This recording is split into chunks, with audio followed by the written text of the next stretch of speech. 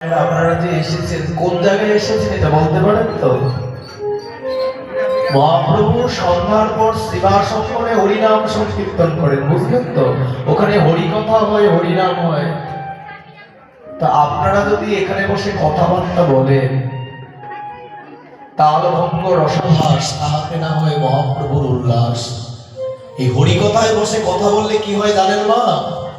আচ্ছা, আমরা বাড়িঘরের কাজকর্ম করে অনেক কাজকর্ম গুছাই রেখে কষ্ট করে শীত সহ্য করে এসেছি না, বাড়িতে গিয়ে আবার সংসার আছে, অনেক কষ্ট করেই তো এখানে এসেছি। আচ্ছা, এখানে এসেও যদি আবার কথাবার্তা বলেন কি হবে জানেন? শ্রীমদ্ ভাগবত গীতার মাহাত্ম্যে লিখেছে, যেখানে গীতা ভাগবত পাঠ হয় ওখানে এসে যদি কেউ কথা বলে এ পরের জবার সুকর্জনী লাভ করে। কি হয়? শুকর হয়। আপনারা যদি মনে করেন এত পরিশ্রম করে ভাগবতের কথা শুনতে এসে পরের বার শুকর হবেন, তাহলে কথা বলেন, আমার কোনো আপত্তি নাই।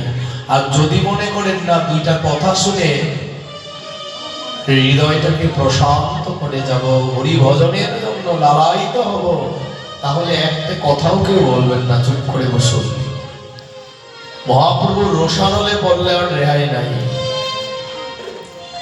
যত কথা আছে এখান থেকে বেরিয়ে বাড়ি যাওয়ার সময় বলবেন, ঠিক আছে? এখন পুরো সাইলেন্ট হয়ে বসে আমার কথাগুলো মনোযোগ দিয়ে শুনুন। দুই একটা কথা ভিতরে ঢোকাতে পারলেও কাজ হয়ে যাবে। নরকমের মণিগ্রীব বৈষ্ণবকে দেখে সম্মান না করে গাছের মতো দাঁড়িয়েছিল। গাছ কখনো নত হয় কারোর সামনে? হয় না। ওই গাছের মতো দাঁড়িয়েছিল বলে এই দুই ভাই বৃক্ষ হয়ে জন্ম নিল। তাই দেখুন, বৈষ্ণবের অমর্যাদা করলে এই ফল হয়। এখন দেওয়ালিতে ভোলানাথ যখন মা পার্বতীকে নিয়ে যাচ্ছে, শরৎ সনাতন সনন্দ সনত কুমারেরা নিজেদের মধ্যে হরিকথা আলাপনে এতটাই রত ছিল, ভোলানাথ যে চলে যাচ্ছে লক্ষ্য করেনি। দেবী পার্বতীর বিষয়টা খুব খারাপ লাগলো। কেন?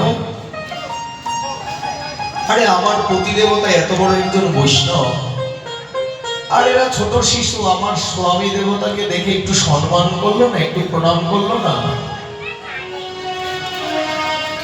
এই কথা বলে পতির অপমানটা সইতে পারলেন না, তাড়াতাড়ি করে ষাঁড়ের উপর থেকে নেমে ওই চারজনের কাছে গেলেন।